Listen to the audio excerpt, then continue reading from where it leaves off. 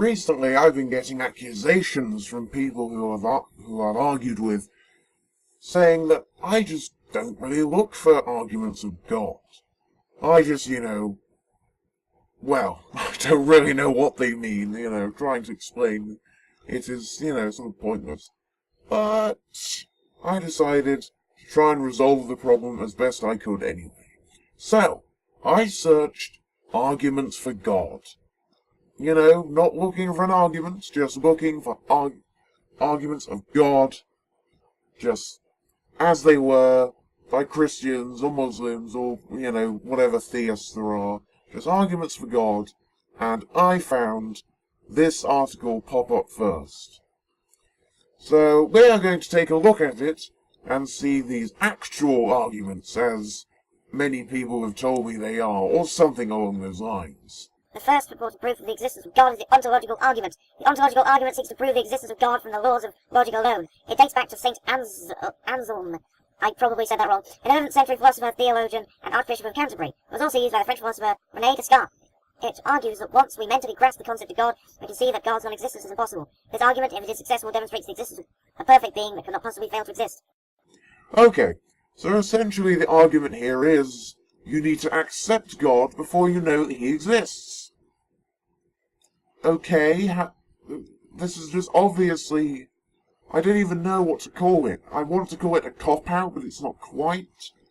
Because, what's the point in this? You've got to believe in unicorns before you can see that unicorns exist. I know that, unicorns are sort of in your observation, but you know what I mean? This argument just makes no sense. Because I believed in God at one time. I mean, well, no, not really. I mean, for a couple of months I was a small child. But even then, by your argument's standards, I should have seen the light and see God come to me. Okay, I didn't. I was an atheist for a while, stopped being for like a couple of months, didn't see God, and then thought, this is really stupid. Why do people actually believe this? And then I was an atheist again. So your argument, no, it makes no sense. I mean, I don't even know what you're trying to put across. The second purported proof of the existence of God is the first cause argument, also called the cosmological argument. Oh Christ, they're putting all the cosmological argument. Why me? Ugh! The first cause argument seeks to prove the existence of God from the fact that the universe exists. The universe came into existence at a point in distant past. Nothing can come into existence, though, unless there is something to bring it into existence. Nothing comes from nothing. There must therefore be some being outside the universe that caused the universe to exist. This argument, if it is successful, demonstrates the existence of a creator who transcends time and has neither beginning nor end. I'm just spotting one major flaw. The argument here is every single cog in the machine has a cog before it that's powering it. It's turning it to move round. Then what is turning the first cog? This argument just basically collapses on itself when you ask them, where did God come from? According to basically all major religions, God just existed. Well, presuming they believed in a God, which not all do. But this God just sort of existed, and, nothing created him and he is eternal. You're literally arguing that there is a first unmoved cog, when the basis of your argument relies on all the cogs need moving by a cog before it. Your argument has just literally contradicted itself in the same sentence. That just takes amazing skill. Well done. In fact, I'm giving you an applause for that. Well done. You completely just destroyed your own arguments in one sentence. That takes skill. The argument from design. The third purported proof of the existence of God is the argument from design, also called the I can never pronounce this word. I'm not even going to try. Argument. This argument from design seeks to prove the existence of God from the fact that the universe is ordered. The universe could have been different from the way that it is in many ways. It could have had different rules of physics. It could have had different arguments of planets and stars. Arrangements, not argument. It could have begun with a more powerful or a weaker Big Bang. The vast majority of these possible universes would not have allowed the existence of life. So we are very fortunate indeed to have a universe that does. On an aesthetic worldview, there is no way to explain this God fortune. Good fortune! God, I can't read today!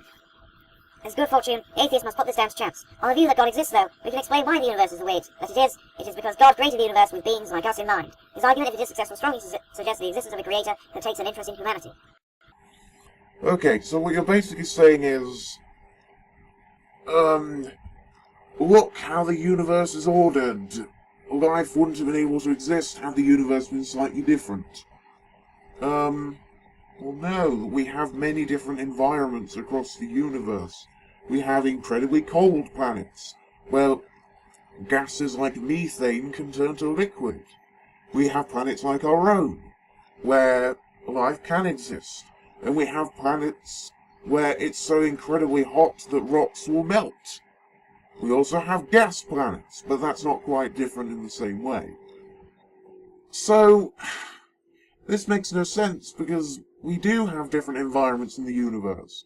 And if the argument you're trying to put forth is, well then it's so unlikely that the universe could have, that the life could have existed on a planet, well that's not true. I mean, well yes, it is unlikely.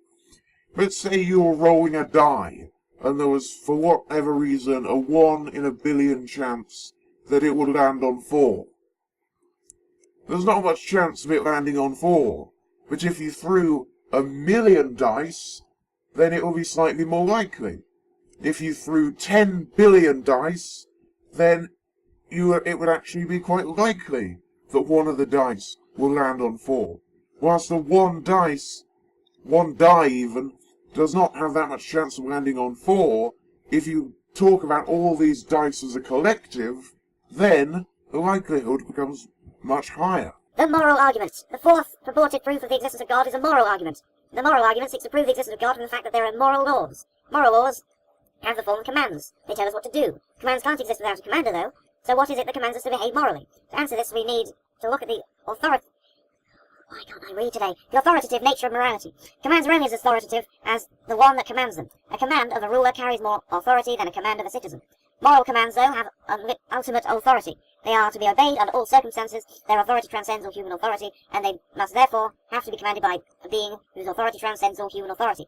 The existence of moral laws, the argument concludes, thus demonstrates the existence of a being that is greater than any of us, and that rules over all creation. First of all, no, moral laws can be broken.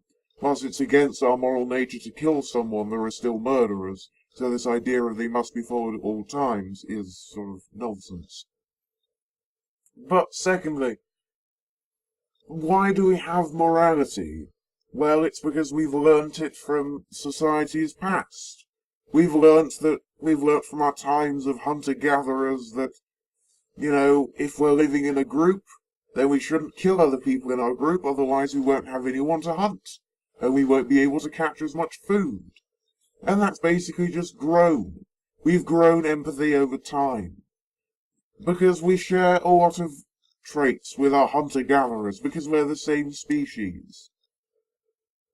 Now, many people put different levels of this morality up to nature and nurture.